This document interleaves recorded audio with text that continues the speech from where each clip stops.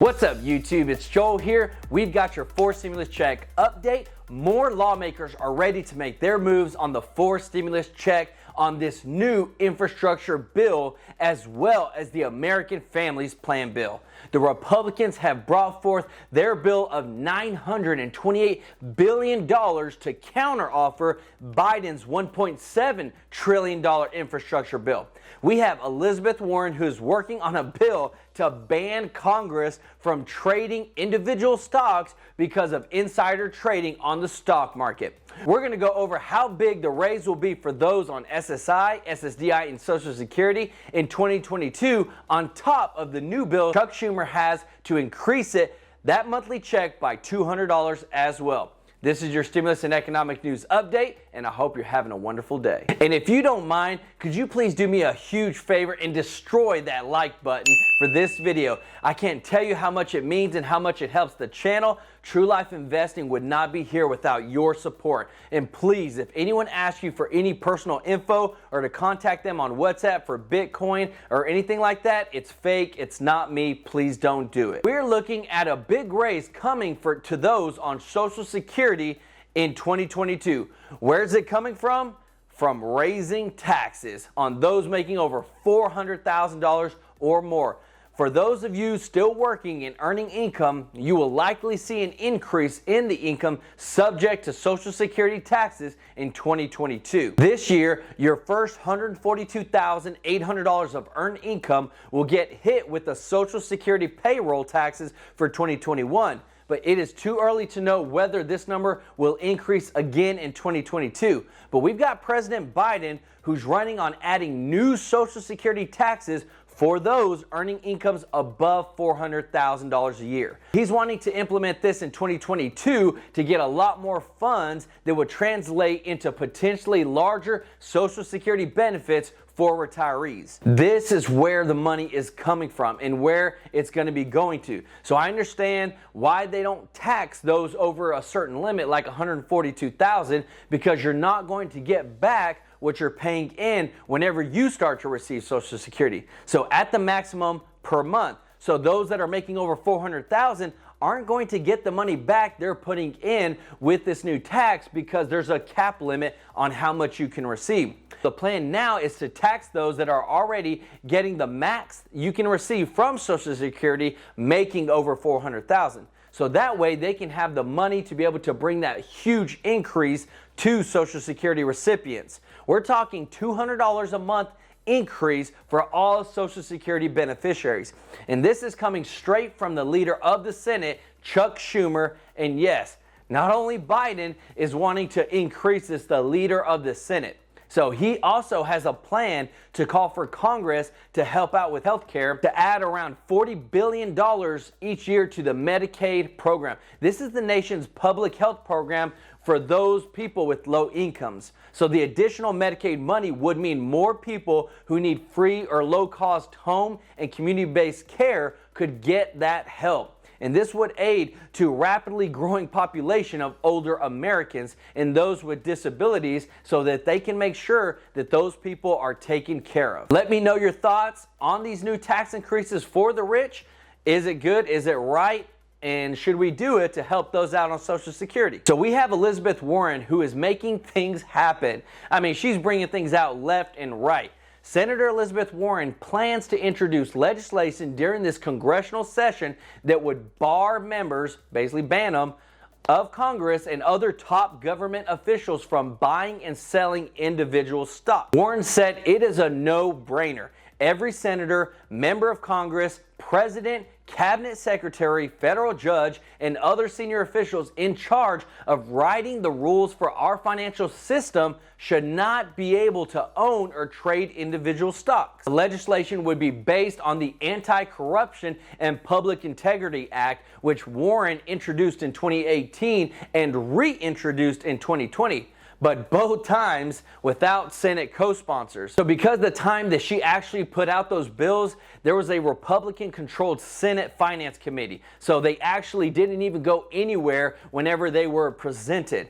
But there's a big difference now. You actually got the Senate, which is controlled by the Democrats, and the House controlled by the Democrats, as well as the presidency. So now that the Democrats control the Senate, and Warren, who actually sits on the Finance Committee, has a greater leverage to actually push forward this bill and make it happen. So this is where we can see a lot of changes coming to Congress one way or another, but Warren, she is making it happen, and she wants to do as much as possible while she's in there. And bring in this, she wants to make sure that any top official is not able to go in and just buy these individual stocks, and that there's no insider trading whatsoever. Let me know your thoughts about this in the comment section. So Senate Republicans have unveiled finally their $928 billion infrastructure counteroffer to President Joe Biden. This is where they are trying to reach a bipartisan deal on this huge, costly bill. A group led by GOP Senator Shelley Moore Capito of West Virginia, she's the one who's actually leading and making this counteroffer. For this bill, what encompasses this whole bill is $506 billion for roads, bridges, and major infrastructure projects, including $4 billion for electric vehicles, $98 billion for public transit, $72 billion for water systems, $65 billion for broadband, $56 billion for airports, $46 billion for passenger and freight rail systems, $22 billion for ports and waterways, $22 billion for water storage, $21 billion for safety efforts, and $20 billion for infrastructure financing. The last offer that Biden put forth to the Republicans was in the amount of $1.7 trillion. So we're still $600 billion less than his original plan. And he has told the GOP to put at least a $1 trillion infrastructure package together for them to review and to come to a bipartisan agreement. In a statement from White House Press Secretary Jen Psaki, who praised constructive additions to the Republican proposal, said that the administration remains concerned about the funding levels for rail systems, public transit, and clean energy.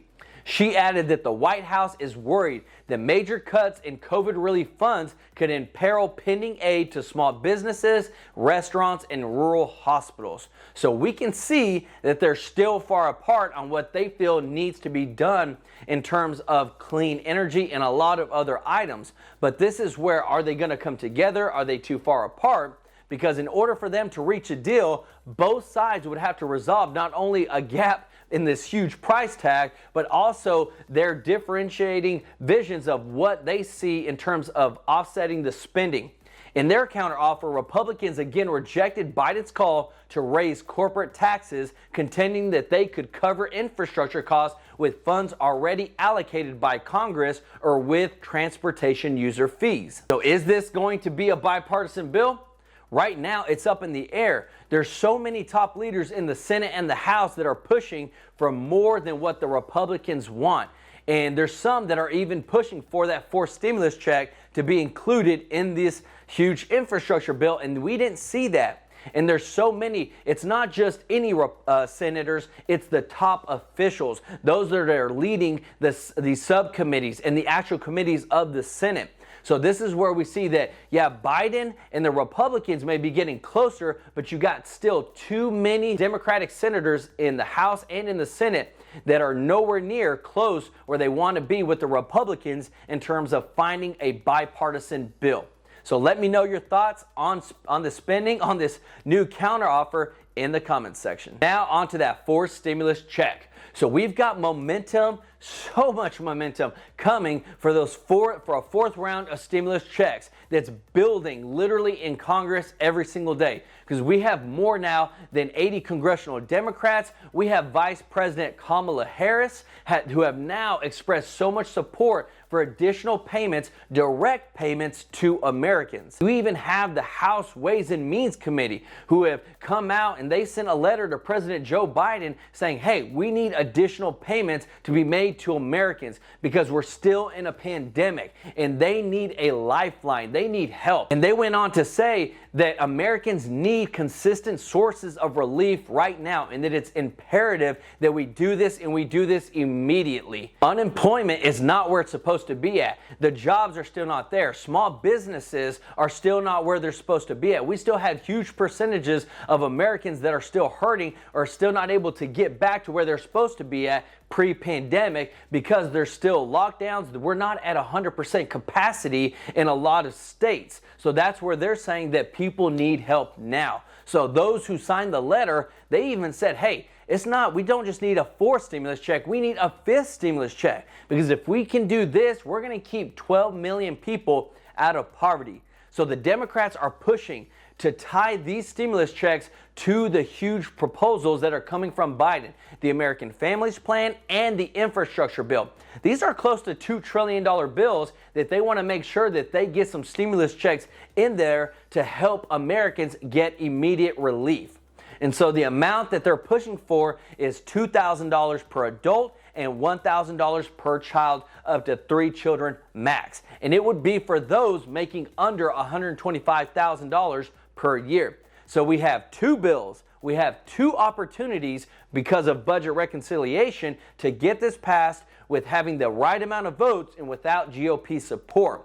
So let me know, are you needing some more help? Do you need a fourth stimulus check? Are you in favor of this? Let me know your thoughts in the comments. But I do want to say, if you're wanting to make some more money, you're wanting to grow yourself, grow your wealth while Congress is getting all the stimulus stuff sorted out, you can start investing. You can start growing yourself in your finances. You can go ahead and get 2 free stocks with Webull worth up to $1,850, as well as go ahead and sign up with Robinhood because they give you 2 free stocks as well worth up to $500. These are easy to use platforms. They get you going in the right direction because you want to ultimately get your money to work for you. And it's literally free. They give you these free stocks that is real money whenever you sign up. If you have any questions, ask me in the comments section and I'll answer them. But those links are down in the description and let me know which free stocks you get whenever you sign up. But take some extra change and change your life. And don't forget to subscribe,